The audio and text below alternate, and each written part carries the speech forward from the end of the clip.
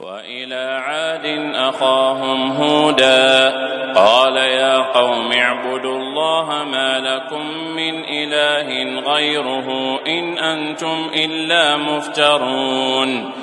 يا قوم لا أسألكم عليه أجرا إن أجري إلا على الذي فطرني أفلا تعقلون ويا قوم استغفروا ربكم ثم توبوا إليه يرسل السماء عليكم مدرارا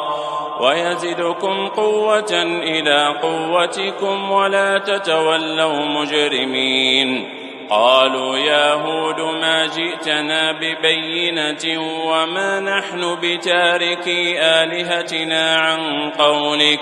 وما نحن لك بمؤمنين إن نقول إلا اعتراك بعض آلهتنا بسوء قال إني أشهد الله واشهدوا أني بريء مما تشركون من دونه فكيدوني جميعا ثم لا تنظرون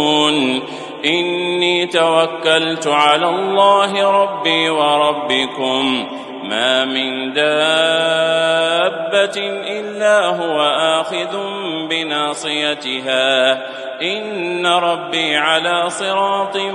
مستقيم فإن تولوا فقد أبلغتكم ما أرسلت به إليكم ويستخلف ربي قوما غيركم ولا تضرونه شيئا إن ربي على كل شيء حفيظ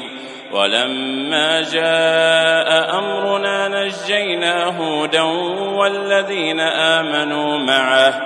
نجينا هودا والذين آمنوا معه برحمة منا ونجيناهم من عذاب غليظ وتلك عاد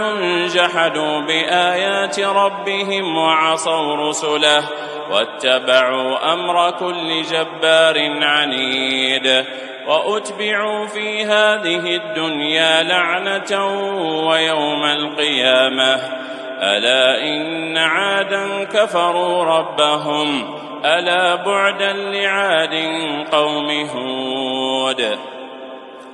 وإلى ثمود أخاهم صالحا